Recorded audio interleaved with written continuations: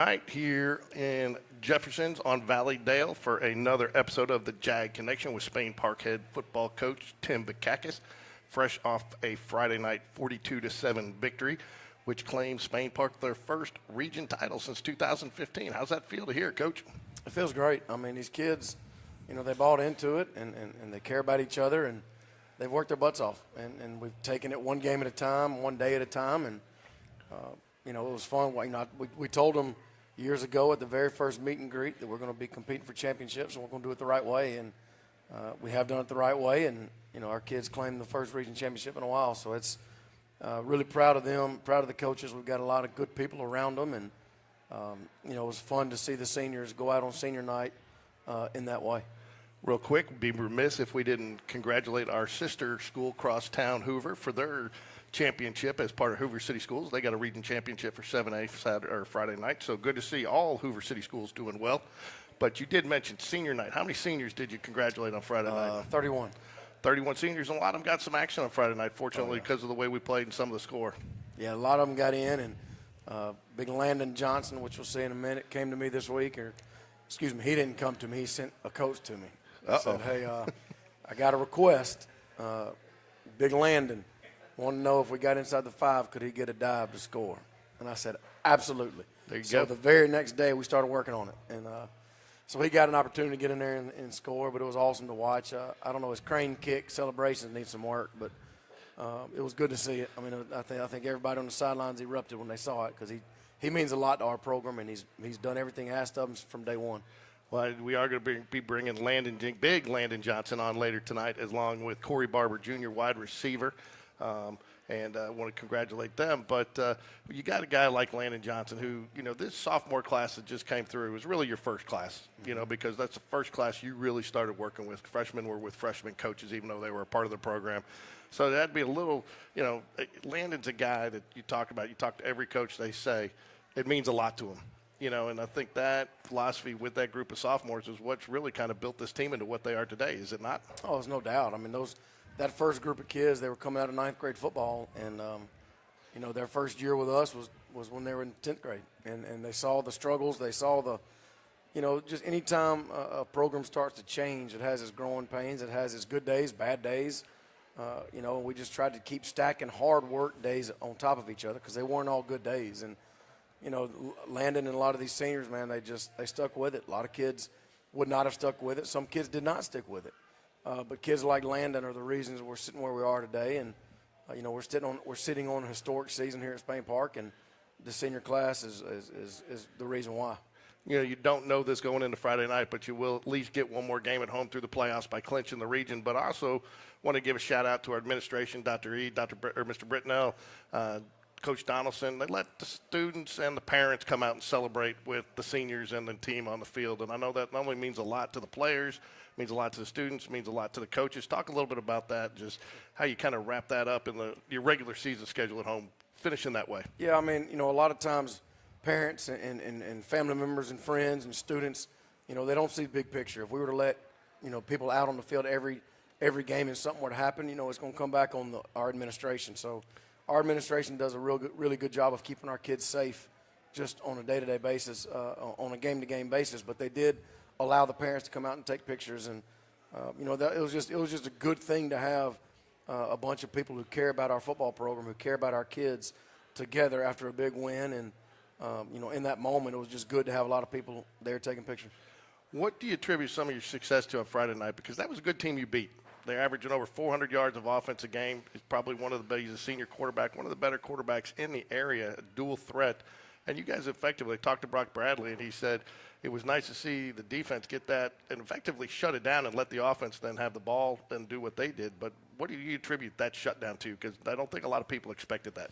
Yeah, I mean, our kids did a better job. We talked last week about third downs. And I want to say Kalira was, 2 for 12 on third downs. And that was a big difference from the week before. They went for fourth down. They went 3 times on fourth down. They converted 1 on a fourth and less than 1, and it was I wish we had replay. I would have been throwing that red flag halfway to midfield to get a spot, get another look at the spot. But, so our kids the defense got off the field on third downs, and they brought pressure. They mixed some things up to change the picture for the quarterback because he's a really good player. And they average about 30 points a game, and our kids gave up one big play and gave up 7. So it was really good to see the defensive kids do exactly what the coaches have asked them to do, and they played really, really hard. Not only getting the score the way it ended up being and the efficiency of what you guys played with gave you the opportunity on senior night to play a lot of guys, but in retrospect, you also got to rest a lot of guys. I don't think Brock Bradley saw any snaps in the second half. He was 9 of 13.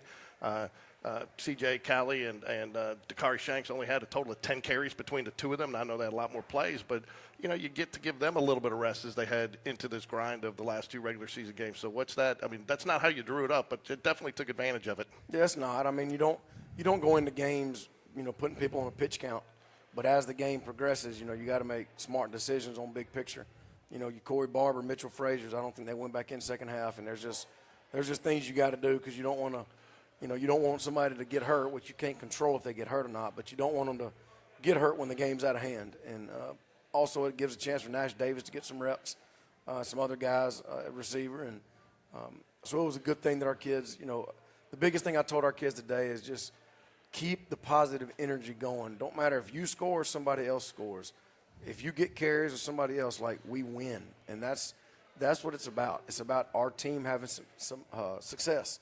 So the biggest thing today, I challenge our guys about just being positive, having positive energy. Like when Landon scored, our sidelines erupted. It just little things like that.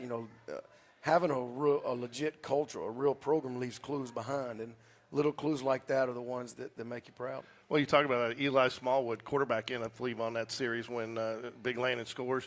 A guy that's been basically a backup for the last couple of years behind Brock, worked his way, tried to change positions, but he celebrated, I think, almost more than Landon. And I think, Corey Barber, 4 touches, 3 touchdowns. But I think the biggest touchdown celebration I saw was when C.J. Calley had that biggest run, and he's jumping hands up in the air and giving a fist pump. I mean, he was more excited when C.J. scored that touchdown. So it's nice to see. I mean, that's the total epitome of a team. So, I mean, and you just kind of see it. It's one of those things we've talked about week in, week out, but you see it grow every week. How is that happening again? I mean, just kids are buying into each other. And I got an email from one of our kids from his mom last week, and I shared it with our coaches about it was a long email about how he's splitting time with another guy at a position, and the mama in her, just because mama bears are mama bears, she hadn't seen her son on the pregame starting lineup video. So she's like, Coach, I asked him, why aren't you on the video, this and that, expecting him to say, yeah, I don't know why, because I'm starting, I play a lot too. And she said, she sent me a long email just saying how proud of him she was because he didn't say anything about that. He said, Mom, it's fine. I don't care. We're both swapping reps. It doesn't matter, whether he starts, I start, we both play. So it didn't matter to him to have his picture on the Jumbotron before the game. It mattered to Mama. But then she kind of backed up, Coach, I'm just proud of my son. I'm proud of our program that's the kind of culture that we've built. So it's just, it's not just, it's not just what you see. It's the stuff that you don't see that when it comes to light, it just makes you really proud. I mean, our kids are bought into each other, and, they're doing this thing together. We've said it, we're going to do it together. And like I tell them all the time, everybody's doing the exact amount of work. Everybody's getting there early in the mornings on Monday, Tuesday, and Wednesday. Everybody's in the weight room 4 days a week. Everybody does, we're all doing this thing together. Whether you're scoring the touchdowns or making the tackles or not, doesn't matter. You got that shirt on and the jersey, and there's just there's some pride about that. So really proud of where we are, and we couldn't do it without our coaches and families. Now, and I think, too, I want to take that even a step farther. Student section was phenomenal again on Friday night. They had a blackout. They were all dressed in black. And then I also want to give the SCO, senior class officers, a little shout-out, too, because the administration wasn't going to let them use their confetti again because we hadn't had enough rain. It's biodegradable, and they got to get it out of there. But they went to Coach Donaldson, and he agreed, hey, can we do it for one more game? And that's something that they enjoyed doing for their players. And thanks to Corey Barber and several others, we ran out of confetti, I think, in the first quarter. But that's something that we'll take every time. But I want to give a shout-out to our students because I really thought that they made a great atmosphere Friday night, especially something that those seniors will always remember. I mean, I keep saying it.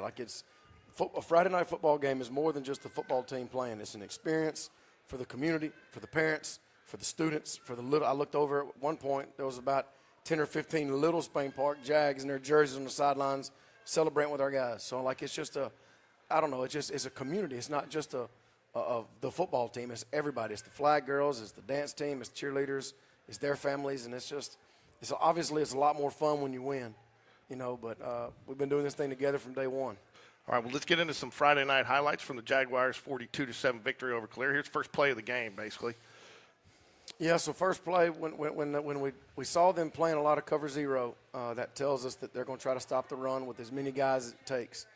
But at the same time, we feel like we're going to, that's a one-on-one battle outside. So we put Corey in motion after a little shift, and Brock had a good play fake, and the line kept him upright and clean, and he delivered a nice ball to Corey, and Corey did the rest. Yeah, to your point here, I had the arrows on there. There was man-to-man coverage on there. So really, and you got to be salivating first play of the game a little bit to have that matchup with a guy like Corey Barber and a guy like Brock, because it becomes mano-a-mano at that point. You just got to beat your man, right? Well, when we saw him line up and we knew we shifted and they went with us, and then the motion went and he went with them, and we knew that was going to be advantageous for us.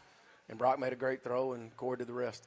I think, too, you don't really take it, but you look down there, now you got Mitchell Frazier leading you the rest of the way, and, Corey's just chasing him, and he's reading off which way he takes his man, and and you got Andrew Thornton. You got all you guys down there following the football, which is you want to see. But I want to get back to something you and I talked about a little bit Friday was, the different play calls you have, and I got the end zone view thanks to Coach Bev and his drone camera, which I talked to him always fine. But you and I talked a little bit about the different motion and the way you guys adjust and some of the pre-snap movements, and everybody says sometimes, why do you do so much of that? But this really does, in this play, kind of sells it and creates the opportunity to be open because you got so many guys shifting and moving.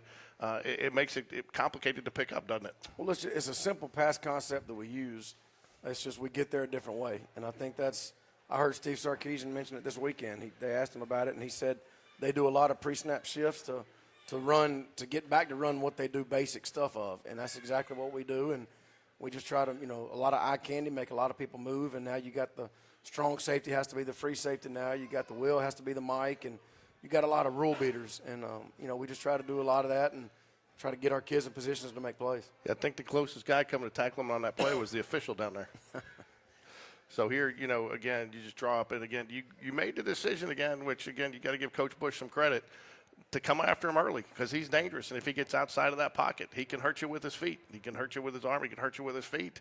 But, again, I thought the defense did a very good job disguising their looks Friday night. I think times he thought that they were coming, they dropped back into coverage and vice versa. And I really thought the defense did a nice job keeping them off balance. Well, our defense has a plethora of blitzes. They have a bunch of different looks they give. And, they hadn't really used all of them. But I think Friday night he went to the bag a bunch, and because you can't just let that kid sit back there and throw it because he's good. And our D-line did a good job. Our linebackers did a good job of running the calls the right way. And we didn't, anytime you have a blitz, whether it be an all-out blitz or a zone blitz or a drop blitz, the secondary has to agree. And the secondary has to match.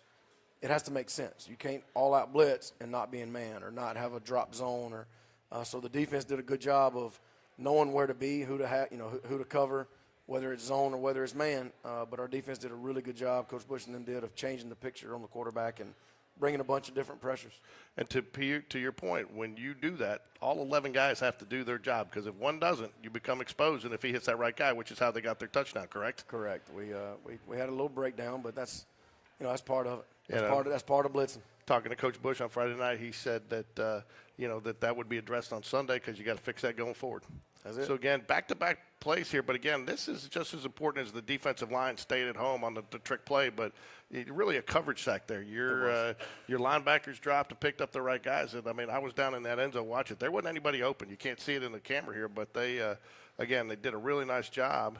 Well, you got guys like Zion McClain, who's a junior, who's playing behind Gino and Landon and Aiden. And, you got him number 9. He's a junior. And he's getting an opportunity to get on the field a good bit, and he had a couple sacks the other night just by giving a whole lot of effort. Ethan Boykin, another D-lineman, young D-lineman that's getting an opportunity to get in there and chase the daggone ball. And, we knew this would be a good week for them to get in because they do so much throwing. That's just two kids that took advantage of opportunities.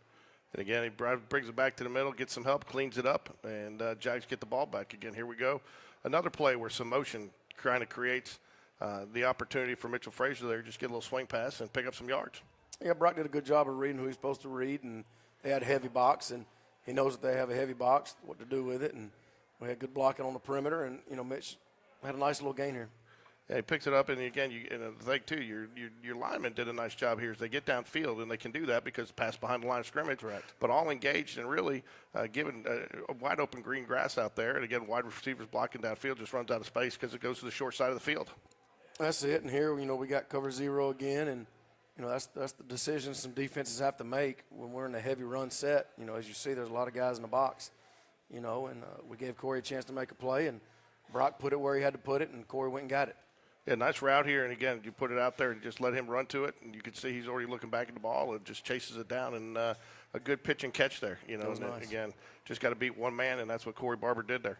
Yep. Again, another blitz here, and it ended up counting as a sack because of intentional ground or because he threw it to an ineligible man there. But again, here comes JD number 11, Yep. JD Bonham. That's another blitz they dialed up, and like I said, our guys are knowing what gap to go through, and JD got back there. There was one thing, 9-0. They've been 8-0 one other time, but our kids have a chance to make history this week, and that's what we're going to try to do. And then next week we're going to try to do it again. And once the playoffs start, we put all that to bed, and it's a one-game season from then. So our kids have done a really good job of taking this thing in order and steps and not getting too high, not getting too low, and just keep swinging and getting in the weight room and be good teammates. So they bought into it, and I'm really proud of where they are. So just a quick wrap-up for you. On Friday night there, 9 of 13, Brock Bradley, 209 yards passing, 161 yards on the ground. Your main carriers there were Charleston Gray, C.J. Cowley, and Dakar Shanks, each with 5 carries apiece. And Jags walk out of there with, again, I think a game that surprised a lot of people. I think people thought that this would be a higher scoring game on both sides and probably a fight down to the finish in the fourth quarter. Well, again, our defense came to play. I mean, you go back to the second half of James Clements. I said it last week. Go back from the second half of James Clements. These kids have played really good football. They've kept people out of the end zone, off the scoreboard, and that's their job. I mean, we've given up drives and 20-20, 25-25, but our defense is doing what they're supposed to do, which is keep people off the scoreboard. Yeah, let's say that we didn't get the highlight in there, but a huge play in the game because it did turn probably the momentum and change the game. Is Hagan Holly interception there. Oh, yeah. And, they were driving, and the score was close at that point, and you felt like that took some of the air out of their sails and really it kind of got them on their heels a little bit more than they already were. It did. I mean, Hagan, that was a big play because he had a nice return and got us on their side of the field, so we started a really good field position. And so that anytime you can get a game, a monumental interception or a fumble, I mean, it changes games, and that gave us some even more, more reason to be closer to their end zone and try to get across the goal line. Last thing we'll touch on is talk to Brock Bradley a little bit after the game, and one of the things Brock said is just how the offensive line play has improved from week to week, and it's really allowing you to do what you want to do and attack what they're giving you, maybe where you haven't had that ability to do that so much in years past. Yeah, Coach Moore and Coach Clark have done such a good job with our offensive line. I think the hog of the week this week was Hudson Reed, I believe. He graded out the highest, and it's so funny because the O-line, they are critical on each other. Oh, man, they're mad if they're not the hog of the week. Coach Moore nicknamed Jackson Bell Coach Bell. Right. So now Hudson Reed says, Coach, I want you to call me Coach Reed. And he said, no, not yet. So, like, they're at each other. They watch film, and they're like, Coach, that was a zero. That was a minus for Javon, right? And Moore's like, yes, I got it. Like, they're so competitive with each other. But it's a really close group, and, we couldn't do anything we're doing on offense without those guys, and they know that. Okay, well, we want to bring up Corey Barber, a junior wide receiver, and big Landon Johnson, senior defensive lineman. And before we get to next week's matchup at Chilton County, so give us a second here.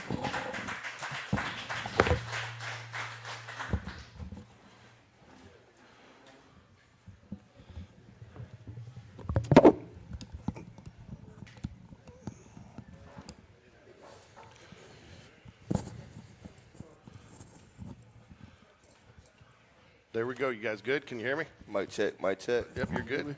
You good, Landon? I think so. There you go. You're good. All right, big Landon. It's going to start with you as the senior. Talk a little bit about senior night and just the kind of the emotions through the game, and what was the night like for you, senior night? The atmosphere was great for real. Making plays, seeing each other happy when people score. It was just a great feeling. Glad we got the win. So, we talked to a lot of coaches, and I know you're a very humble kid. In fact, I give you a hard time a little bit because you're quiet off the field. You're always smiling. You're always kind of a little bit laid back. But on the field, man, you are mean and you are a terror. And so you got two different personalities out there. But one of the things that talking to your coaches and your teammates, they all said one thing about you, and that it means a lot to you. So, and you've really bought in since what is Spain Park football kind of giving you that gave you that opportunity to buy in so much? It just really taught me how to win. Coming up, we were 3-7 my sophomore year. Then we just flipped the program around, found out how to win. Coach V taught us how to win. And it just made a really big difference when you're winning games. So, Corey, you get in the first play, you go in motion, you see you got one-on-one coverage out there. You just hoping the ball comes to you when you see that? Yeah. Yes, sir. We had talked about it in walkthroughs that we was going to run that play first play of the game. So I know I just had to come out and execute and make a big play for the team for scene night. Started out fast. You did start out fast, but I did. When you score the touchdowns, you don't show a lot of emotion. You do. You celebrate with your teammates, but you were pumped up for C.J. Calley on that big run, and after you were pretty pumped about that pancake block you had downfield too, weren't you? Oh, yeah. I feel good to score, but being able to see your teammates score and knowing, like, you made a big change, man, it feels great. So you've had a lot of success this year, and especially you go back to the Hoover game, you catch the big pass. But, you've had a lot of big explosive plays. It seems like that after you catch that pass, you plant that foot and you got an extra gear. I mean, when you see green grass, does that just kind of snap and you got that extra little, you take it up a little bit? Yes, sir. I know when I get the ball in my hands, I can be explosive, so I know I got to make a play. So, but there is a rumor floating around that you may not be the best Jaguar receiver out there. Have you heard that? I ain't heard that one yet. What is that? I heard that. I think it's a seventh grader, your younger brother, Corey Barber, right? Yes, sir. He's a baller, for sure. So we were fortunate enough to cover your little brother at a seventh grade game, and he's got some moves too. So you've got some younger brothers that are keeping you on your toes, right? Do they trash talk with you a little bit? Yes, sir. They trash talk me all the time, man. They swear they're better than me, man. But I know they're going to be better than me because how they look up to me and they work ethic, man. They just want to be great. I love it. So one thing, you came back to Spain Park. You had been there. You played with Brock Bradley before, but I know you were back for the summer. How much did this receiving group, did the 7-on-7 program help this summer for you guys to get on the same page and kind of get that chemistry? Man, it was just good, man. Building that chemistry back, knowing we gonna have a great wide receiver core, knowing we come out there and execute and be some of the best in the state. So, Landon, coming into the season, there was some questions about defense. Could you guys stop? And you guys have shut down some pretty good teams. Have had some good teams in check. What kind of has been the defensive philosophy this year? Just sticking together and really playing with each other, for real. Being happy when other people make plays, celebrating with each other. That's really what it is.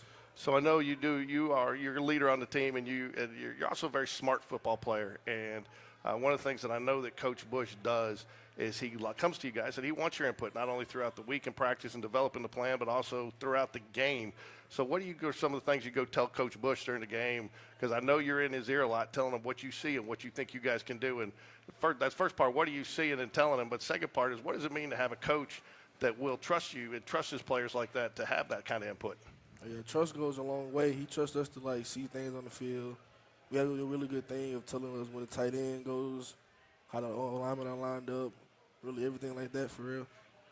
Corey, same thing. I know you got the new wide receiver coach this year. Coach Litton goes down.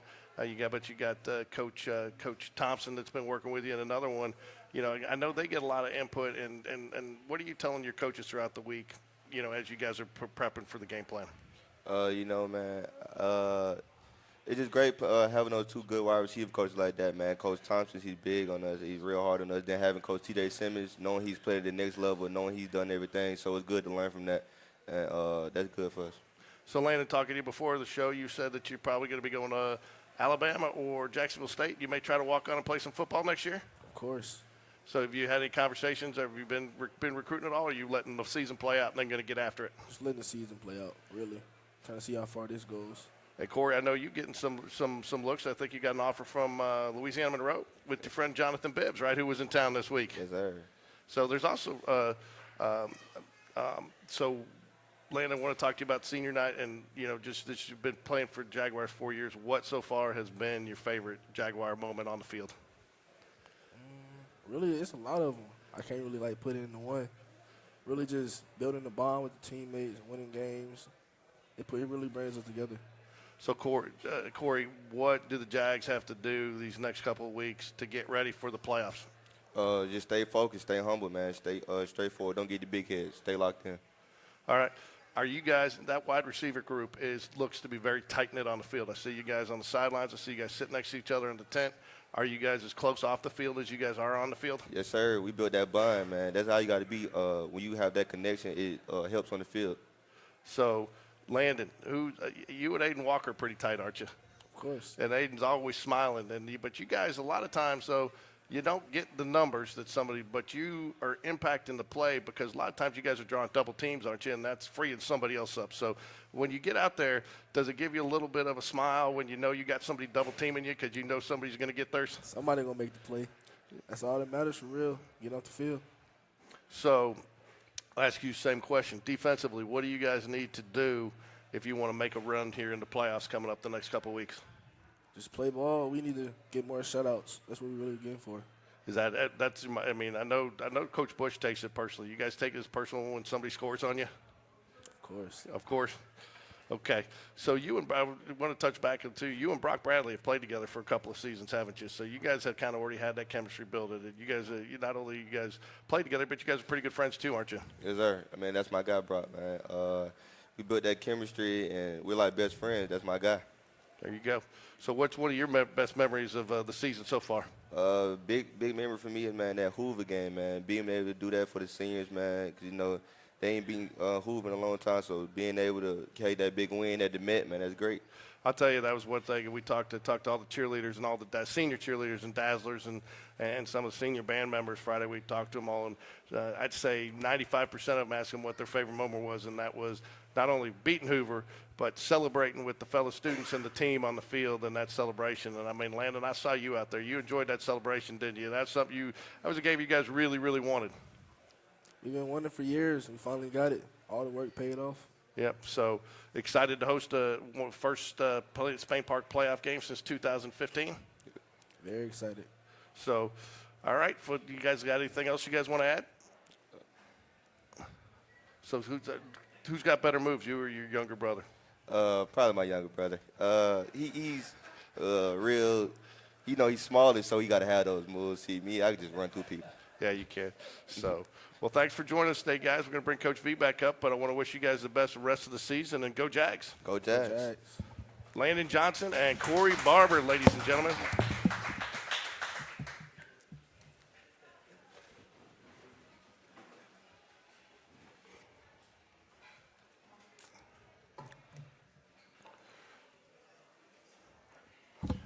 So back again here with Coach V, but first off, I want to thank everybody. We will be putting a replay out there because, again, this is not the best Wi-Fi location that we have, so you can either continue watching us live or get us on replay, but I want to thank everybody. We crossed the 1,000 view mark last week, first time for the Jag Connection, so got a lot of people that are supporting the Jags through the Jag Connection, and that's important because the more people that watch, the more money that goes back into Spain Park football. And, of course, we want people to come out to Jeffersons every Sunday night, not only to meet and talk with Coach, but get a good meal. And, again, they make a contribution based off of our attendance here. So we got a couple more of these, hopefully a lot more of these, right? We got at least three. We got at least three more, so we hope we continue to keep it going. So got an opponent that I think a lot of people are not real familiar with this week, heading down to Chilton County, which I think a lot of people had to look and see even where they were on the map. And they're down there in Clanton, so you do have a little bit of a bus ride. So walk us through. This is another James Clements situation to try to you got to leave early. You got to it's not that late. I mean, it'll be the exit in Clanton. We had the Big Peach. Okay. So it's about an hour away, maybe on a school bus. So we'll leave about 4:15. Nothing crazy. It's a cool stadium. I remember going there when my dad was coaching years ago when I was the ball boy for him. The stadium's kind of down in a hole. And the home team, they'll be running out of the field house, locker rooms, or whatever. It's like an underground tunnel. It's a pretty cool little setup. It is. So I've seen some, I've been to a lot of games there. It's a nice little stadium, but, it's, Coach Wall's he's a good guy. He's a really good football coach, came from Leeds, and he's trying to do it right. And, they're struggling right now. But, anytime, a dog gets backed up in the corner, that's when they fight. So, we just like we told our kids last week, the week before, next week, we have a faceless opponent. It doesn't matter who we play, where we play, what their mascot is. None of that matters. What their record is. None of that matters.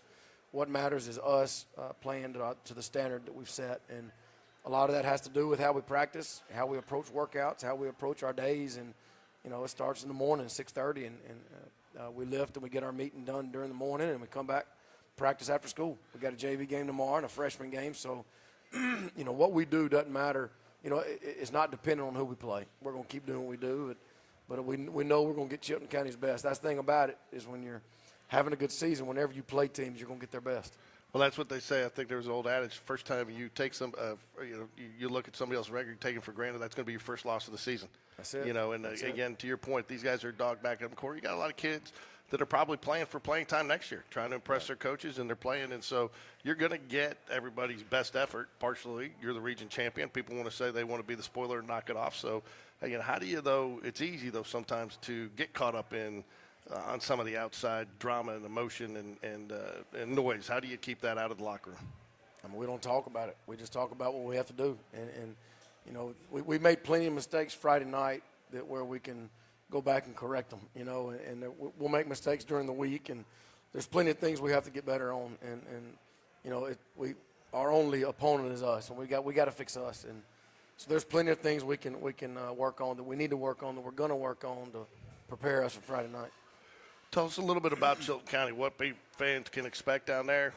Obviously, you played against them, but what are they going to throw at you this week? Well, they've got a lot of speed. I mean, if you were to watch the track meets when Chilton County competes, they've got a couple of kids that can really, really run. And anytime you're playing somebody like that can run, that's just big play. That's just a big play waiting to happen. So, defense is going to have to change the picture. They're going to have to play really physical in the box and try to take something away, because if a team has that type of athletes on the perimeter, if they can run and throw, you're in trouble. So we've got to at least stop the run and just keep everything in front of us on defense. Offensively, we're gonna do what we do best. And I think at this late in the season, you might have a wrinkle or two here and there, but at the end of the day, what's the old saying? You dance with the horse that brought you. You don't start changing things this late in the season. We just do what we do and try to get better at it and try to dress it up a little bit if we can, but just try to execute at a high level and try to really get better these next 2 weeks going into the playoffs. We talked to our kids about trying to get better, making an ascent, get better going into the playoffs instead of fizzling out when you get there. So, there's plenty of things we got to work on that has nothing to do with Chilton County with the game on Friday night. So our coaches do a really good job of keeping our kids grounded. We talked a little bit, and we don't want to go too much back in the last game, but I do want to hit one other play is that, one of the things that your offensive line has done for you, and I think, again, Brock Bradley mentioned it, by executing the game plan, it's opened up the entire playbook for you, no matter what the down and distance was. You had 3rd and 8. I think a lot of people normally expect you to pass there, and you picked it up with a nice little run, again, because everybody's having to defend so much more against the Jaguars this year. So what has that done as far as opening up plays for you to call no matter what the situation is in the game? Yeah, I mean, it's when the offensive line, we feel comfortable and confident that they'll pick up a lot of stuff that people will throw. They'll get bodies on bodies, whether it be a running play or whether it be pass protection. When you feel like you're confident in the offensive line picking up a lot of stuff, you feel like you can call a run on 3rd and 9. You feel like you can call a pass on 2nd and 2, or 1st and 10. And Coach Moore and Coach Clark have done a great job with the line. And the line, they're a confident group, and they're a competitive group, and they're really a smart, probably the smartest offensive line that I've been around in a long time in terms of knowing the adjustments and making the calls and, Jackson Bell in the middle, kind of directing traffic. And so, when your offensive line, when you feel like they can handle whatever they see, it kind of gives you more confidence in calling anything you want to call. So that does help. And then obviously having a Brock Bradley back there, quarterback, doesn't hurt either. No, and I tell you, it's been and talk a little bit about Brock. I want to talk about him going in this week. It's not as simple, and we've talked about it, I think, in an earlier show this year. It's not as simple as you send in a run play, you send in a pass. There's a lot of reads that he's got to make, and he's got to adjust into the right play. And so, he's got to be a coach on the field as well. And I think that's where his game has changed this year in terms of just he's always had an arm. He's always, obviously he's gotten stronger every year because he's growing and getting bigger. He's always been an athlete. I think the biggest change in Brock is just understanding the big picture. We might we might check out of a play, and in years past, he would have just, he would have gotten the pass route and forgotten about the offensive line. But like the other night, we actually had a check where he had to check out of a play and into a total different play, and he got the protection into the line, and then we got the check into the receiver. So, Brock that's where he's come so far, and just understanding there's more than just taking a snap and throwing the ball to a receiver. And and he's only going to get better. I mean, he's still got another year here, and he's only going to get better in his understanding of the game. And I think that's what sets him apart from a lot of other kids in this area and in the state and in the nation. So you had over 12 guys that either had a sack or a quarterback hurry last week. And, again, I think that's somewhat unheard of. And, again, is that just – there's got to be a combination, not only the players that you got, but they're executing the game plan extremely well. How much of these guys, a lot of that coming out of the film room, or are they just picking up and understand a little bit more about what you guys are doing being the third year in the program? Yeah, I don't know. I mean, obviously a lot of it has to do with scheme and drawing it up to where they have an opportunity to chase the quarterback. But if you think about it, that's 12 different instances, and some of them had multiple sacks, multiple hurries. That's 12 different kids giving relentless effort after the quarterback. And that's not just one kid had a big game or two kids had a big game. There's 12 different kids who are giving everything they have to chase the quarterback. And that's A, it's unheard of. But B, it's a testament to our D-line coaches, Coach D-Rob and Coach Diamond, and, the scheme, the blitzes Coach Bush is drawing up. But at the end of the day, the kids are out there giving a whole lot of effort. And that's, they all want to do their job for their partner. And that's what separates this team from any team that I've been a part of. What has it meant for guys like, to have guys like Corey Barber, who's kind of stepped up? I mean, again, receivers were a little bit of a question mark coming in this year. You had lost a couple to graduation, lost a couple that had moved out of the area. You bring somebody in, obviously you're familiar with them. But, again, for that unit was unproven coming into this season. And, I mean, and they've really gelled and come together to be probably one of the greater strengths on your team. Yeah, I mean, it's a strong group, and, not only do they run routes, they run really good routes. They catch the ball when it gets there. And a step further than that is like you saw on the screen, somebody else catches it and they're busting their butt to block for that guy. And that's, that doesn't just happen. A lot of times, and I shouldn't say a lot of times, but I've been on teams or around teams that if you catch it, I stop and I watch you. And that's the nature of the beast. I've seen that happen. But anytime you see our kids catch it, you see the other ones busting it, trying to go help him score and get more yards. And so it's just a really healthy team. It's a really healthy culture. And that goes back to having great coaches around our kids. It goes back to having good kids, but it goes back to having great families who are supporting their kids in the way they need to support for the team. And it's just a lot of good people working together. Talk a little bit, too, about your defensive line and the way they've stepped up. You lose 3 starters from last year, all 3 guys that have probably D1 offers, and, not there anymore for you. And you got guys like Aiden Walker, big Landon Johnson, and those guys that have stepped up and really have shouldered that burden and that responsibility, and they kind of said, give it to me. Yeah, Big Landon's got a nickname. They call him Landlord. Landlord. Big Landlord. But, no, you got him. You got Geno Ferguson, guys. Aiden, he didn't get to play a lot last year because he got his injury. I mean, you got kids that it means a lot, too, to be there. It means a lot to those guys to wear that SP, because some guys have left and graduated, and some guys chose to leave, just different. Some guys are no longer playing. There's just a lot of moving parts as programs change. And these kids have stood right in there the whole time, and just seeing them smile after they beat Hoover, just the tears of joy coming out of a young man, and seeing them so excited the other night after a win, and it's really rewarding to see guys like Aiden, like Geno, like Big Landon, that have just stuck it out and stuck together, and it means a lot to them. And whenever you see kids put that much into something, because you don't always get the results you want, but when they do put that much into something and they get the results they want, that's the fun part of all this. So they had the buy-in, and, these are 2 guys, again, that you can attribute a lot of the buy-in, trickle-down effect to the rest of the team. And, again, talking to a lot of coaches and a lot of players about Big Landon, they say it means a lot to them. One of the other things, too, is they all said he's coachable. You got a lot of kids out there that are thirsty. And, again, It's not something like I've ever seen before, that are thirsty to learn. A lot of kids come in, they think they know it all. But you got a group that's bought into, hey, we want to learn, we want to teach, we're going to listen. A few of them still give their hands up, but most of them want to listen. Yeah, now I think a lot of that has to do with just trust. I think these kids trust the men who are leading them. I mean, the D-line coaches, the linebacker, like every coach on our staff, there's a level of trust that our kids have towards them because they see it on a day-to-day basis. They see them when they're doing well, they're loving on them. When they're not doing right, they're going to hold them accountable, and it's consistent. So I think that, I don't know, I think over time, kids, navigate to comfort. They navigate to somebody they can trust. And I think every one of our coaches, they're all different. Coach Bush is going to bring a whole another wave of heat than Coach Pinnell. So everybody's different on staff. But these kids love them, and they know that they're loved, and they know they're going to be held to a high standard. And, as a young man, that's what you want.